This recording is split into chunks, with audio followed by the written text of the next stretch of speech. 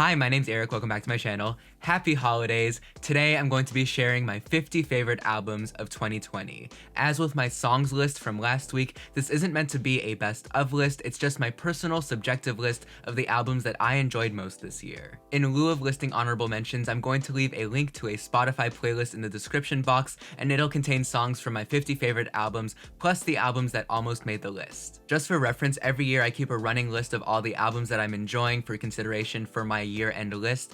Last year that list ended up at around 60 albums, but this year it ended up at over 100, so you can probably imagine just how difficult it was to narrow them down for this final list. So like I said, I couldn't fit every great album released this year on my list, but instead of commenting, where is this album, or this list isn't valid without that album, I encourage you to leave your own favorites in the comments down below. I love reading your lists. Don't forget also to check the description for a link to a list of nonprofits you can donate to. Please subscribe to be here when I post new videos every week, and hit the bell icon to be notified when my videos go live. I think I'm going to take next week off to celebrate the new year, but I will be back in 2021 with tons of new videos that I am so excited for and that you have been requesting, so stay tuned for that. Without further ado, I'm actually going to be cheating a little. Normally I would include EPs in my albums list, but to make room for just a few more albums, I decided to break off my 5 favorite EPs of the year into their own list. At number 5, I have Wicked City by Jockstrap. This is some of the boldest, strangest music I've heard all year, full of unexpected twists and turns and genre hopping. Number 4 is Pop Songs 2020 by Bumper. Michelle Zauner of Japanese Breakfast and Ryan Galloway of Crying team up for a sunny, Janet Jackson-influenced EP with joyous, writerly lyrics and warm, nostalgic production. Number 3 is Alias by Shygirl. Shygirl's brash confidence and hyperpop adjacent take on industrial hip-hop is energizing and hypnotic.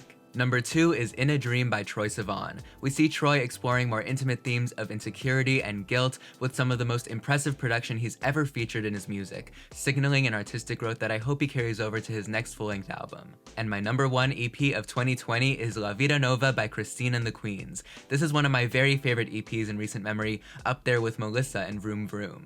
La Vida Nova is a stunningly beautiful, multilingual visual EP containing some of the best synth pop of the year. Now I'm going to get into my list of full-length albums, starting from number 50 and working my way up to number 1, and as always, don't worry about the order too much, it's not super important. At number 50, I have Give or Taker by Anjima Lee. Between the album's floating melodies and tender lyrics, Give or Taker is not only gorgeous and emotionally raw, but also luringly re-listenable. Number 49 is No Dream by Jeff Rosenstock.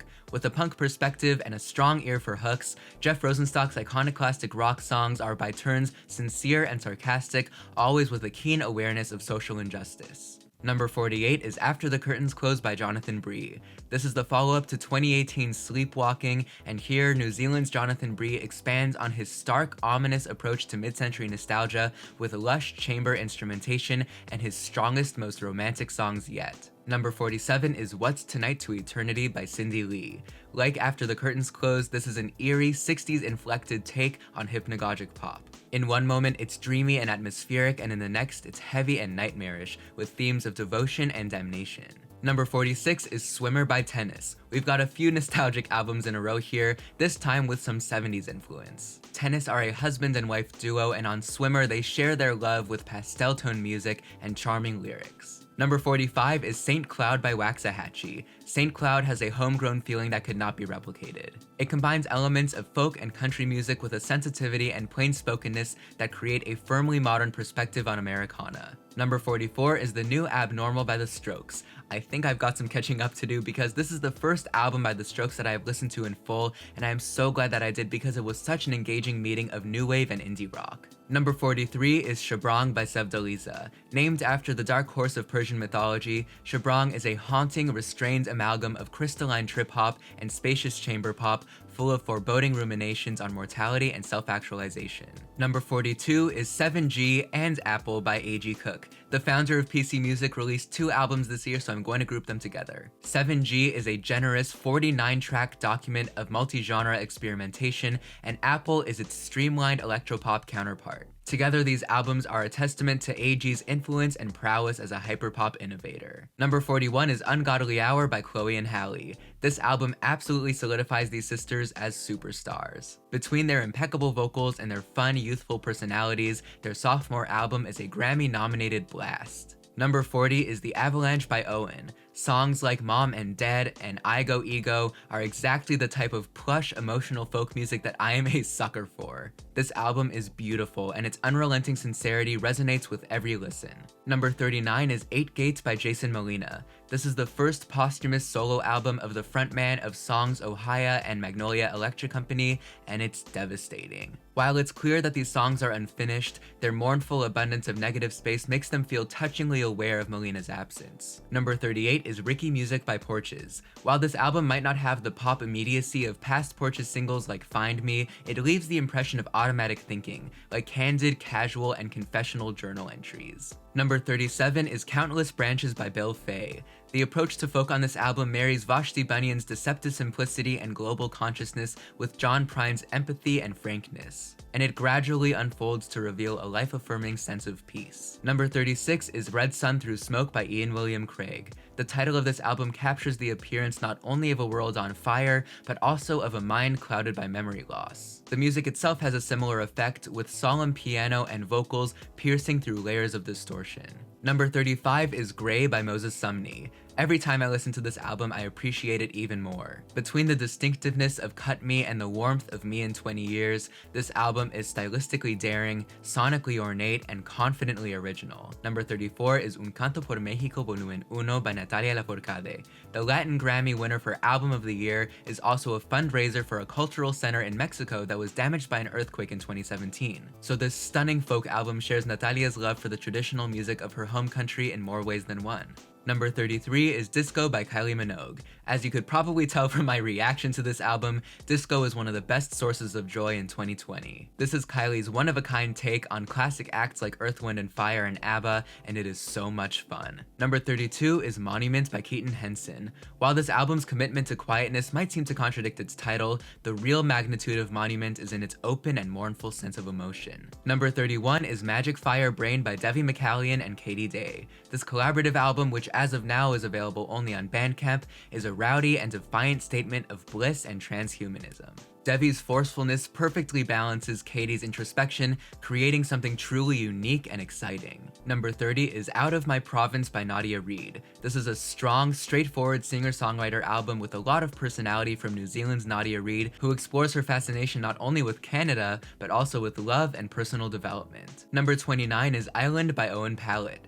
Owen Pallett's just askew take on folk is dynamic and dizzying. His distinctive and masterful compositions and fascinating narrative lyrics build off of stories he's strung for over a decade. Number 28 is Womb by Purity Ring. As enchanting as ever, Purity Ring's first album in 5 years is just as haunting and wiry as we've come to expect since the turn of the 2010s. Number 27 is Shore by Fleet Foxes. The reliably consistent Fleet Foxes are especially sleek and skillful on their newest album, an airy and expansive combination of indie folk and chamber pop. Number 26 is What We Drew by Yeji. On Yeji's debut mixtape, we see her flex her production muscles and expand her musical interest in deep house and hip house with her trademark subtlety and enviable cool. Number 25 is Notes on a Conditional Form by the 1975, an unwieldy, outspoken genre-hopping potpourri of punk rock, indie folk, new wave, jangle pop, future garage, and whatever else the band felt like cooking up, with guest appearances by FKA Twigs, Phoebe Bridgers, and Greta Thunberg. Number 24 is Run the Jewels 4 by Run the Jewels.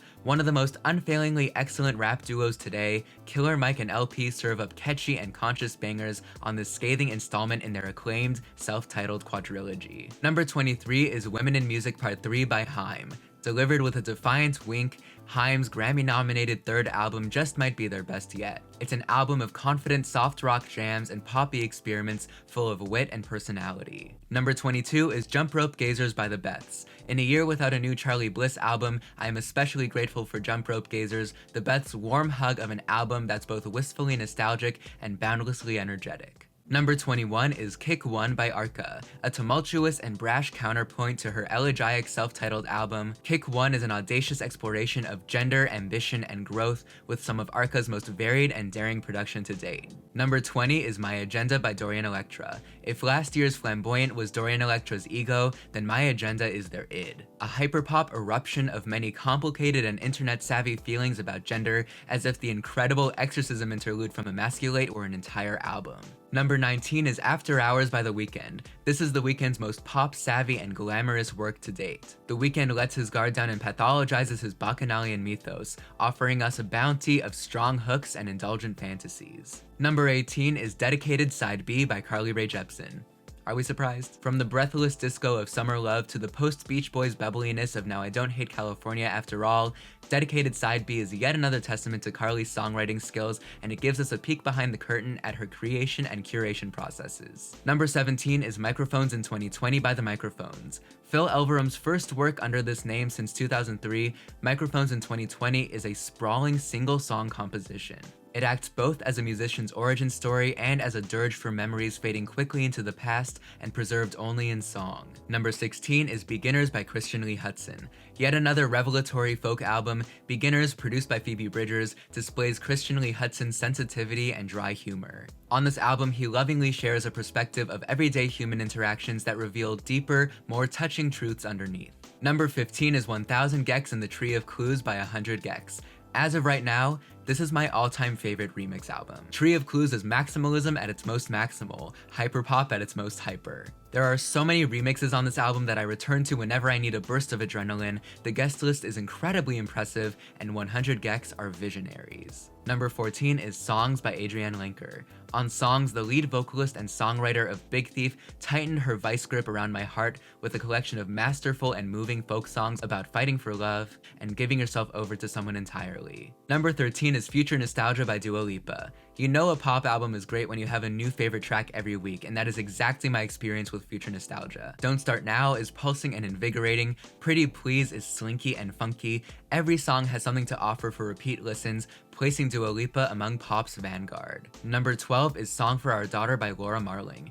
This is a tightly composed collection of pensive and world-wearied folk songs with equally beautiful melodies, vocals, and sentiments. If you, like me, are always looking for some new piano music to stab you right in the sad gland, this is the album for you. Number 11 is Silver Tongue by Torres. Let's continue ripping our hearts to shreds. Mackenzie Scott's contralto voice is so intense and emotive, and her lovelorn lyrics about unrequited self-effacing devotion are virtuosic. Not to mention that the sound of this album is modeled after Gregorian chants, which is a stroke of genius. Okay, getting into my top 10 here, my number 10 album of the year is Sawayama by Rina Sawayama.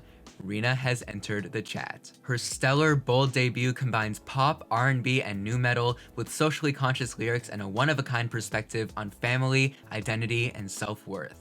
The album has enough lyrical details and subtleties that I didn't pick up on all of them on first listen, which made it even more thrilling to go back and listen to this album again and again and peel back its layers. Sawayama is an incredibly confident debut that has set a very high standard, and it's left me on the edge of my seat for whatever Rina does next. Number 9 is Folklore and Evermore by Taylor Swift. As with A.G. Cook's albums, I'm going to smush these two together because Taylor Swift had a sort of a renaissance this year. On her last few albums, she developed this structure where sometimes her very radio-friendly singles would rub up against her more beloved deep cuts. But Folklore and Evermore to me are her most consistent albums, generous in their scope but still full of surprising moments, mature lyrics, and poised vocals. These albums are produced with an indie folk sensibility that foregrounds Taylor's storytelling, making them some of her finest work yet. And now we wait for furthermore. Number 8 is Misanthropocene by Grimes. An album about the apocalypse in 2020? It's likelier than you think. But this album was released in February, truly ahead of its time. While not as poppy as Art Angels, Misanthropocene is a brooding and stirring album of masterfully produced electropop with an observant bird's-eye view of a dying world. Tackling issues from addiction to climate change, Grimes, much like Anoni on her song 4 Degrees, takes on the role of someone who just wants to watch the world burn. Misanthropocene is chilling and yet another impressive artistic progression for Grimes. Number 7 is What's Your Pleasure by Jessie Ware. To answer her question, this album is my pleasure. I think I've said this before, but the 5-song run alone that opens the album is probably some of the most thrilling pop music I've ever heard. Which isn't to say that the rest of the album is anything less than brilliant. Even more somber moments like The Kill are catchy and entrancing. And the album is produced perfectly to maximize the pop appeal of each and every second. There's always a new detail to hear, another pleasure to indulge in. So bring on the next wave of the disco revival. If it sounds anything like this, I'm ready. Number 6 is Star Maker by Honey Harper. Some people are going to hear that this is a country album and check out mentally, But this album truly transcends genre categories. From the moment you hear the processing on Honey's voice on album opener Green Shadows, you'll know that this is unlike any other country music you've heard before. It has the delicate beauty of Casey Musgrave's country music, but with a distinctive cosmic style that's glassy and sparkling. If you haven't heard this album before, I urge you to give it a listen because Honey Harper has made some of the most original and gorgeous country music I've heard in years. Number 5 is The Ascension by Sufjan Stevens. 10 years after releasing his indie-tronica album Age of Odds, Sufjan has returned to that subgenre. The Ascension is a sprawling lament for the condition of America and an urgent plea for us to value ourselves as individuals. Sufjan's lyrical approach on this album is poppier and more straightforward than usual because he's trying to remove any barriers between him and us. His production is as colorful, glitchy, and angular as his album artwork, varying between moments of ecstatic beauty on the title track and Sugar, and flickers of menace on Ativan and Die Happy. This is yet another essential Sufjan album to get lost in. If you need me, I'll be ascending. Number 4 is Set My Heart on Fire Immediately by Perfume Genius. While not as ornate and adorned as No Shape, Set My Heart on Fire Immediately is just as detailed, exploratory, and revealing. Sonically, this album runs the gamut from the harpsichord-based Baroque pop of Jason to the indie rock of Some Dream, capturing so many dimensions of Mike Hadrius' musical personality that it's amazing that it's so cohesive. This is thanks both to Mike's direct and articulate lyrics and Blake Mills' efficient and sophisticated production. This album epitomizes art pop as a genre and as an idea, an umbrella under which we can find groundbreaking concepts in accessible places. Number 3 is How I'm Feeling Now by Charli XCX. While How I'm Feeling Now is considered to be a defining quarantine album, it is so much more than that. Having been written and produced mostly on a very tight schedule, essentially as a challenge to Charli and her collaborators, How I'm Feeling Now proves Charli once again to be a pop virtuosa. Whereas Pop 2 dealt mostly in emotional abstractions and Charli approached those feelings in a more universally appealing way, How I'm Feeling Now flourishes as a concept because it exists strictly in an honest emotional world of Charli's creation. By balancing specificity with relatability, How I'm Feeling Now bridges the gap created this year by isolation. Number 2 is Punisher by Phoebe Bridgers. This album gets more incredible with every listen. Phoebe's lyrics on this album are pristine. Garden Song's coming of age story, Chinese Satellite's crisis of faith, or really of atheism, Savior Complex's metaphors that manage to be both blunt and multifaceted, I could go on for hours. Whereas Stranger in the Alps was more consistently glum with the exception of Motion Sickness, Punisher hits so many emotional beats that they start to feel like beautiful emotional beatings. And when Phoebe's detail-oriented lyrics opened up to reveal harsh truths, there were few musical moments more powerful this year. Alright, we have made it. My number 1 album of 2020, did you guess it? It's Fetch the Bolt Cutters by Fiona Apple. This album does everything that I absolutely love in pop music. First and foremost, Fiona's lyrics are sublime. She is a poet, full stop. Second, her vocals are daring and athletic. Third, her winding melodies and homemade musique concrete instrumentation are inventive. When I first heard Fiona's dolphin screech laughter vocalizations at the end of Opener I Want You to Love Me, I immediately thought of Björk's Post. And that comparison feels especially apt now because, like Post, Fetch the Bolt Cutters feels like it's pushing the medium of pop forward. And Fiona's perspective on gender issues isn't just limited to a particular framework because it's her unique perspective. It's complex, chaotic, and honest. Fetch the Bolt Cutters is yet another masterpiece from Fiona Apple, and it's my 2020 album of the year. So that is my list, and I cannot wait to read your lists in the comments down below. Don't forget also to check the description box for that donation link. Please subscribe to be here when I post new videos every week. Thank you so much for being here. Thank you so much for your support in 2020. It has really been one of the bright spots in a very challenging year. I can't tell you how much I appreciate you. Happy holidays, Happy New Year. Thank you, thank you, thank you. And until next year, that's it.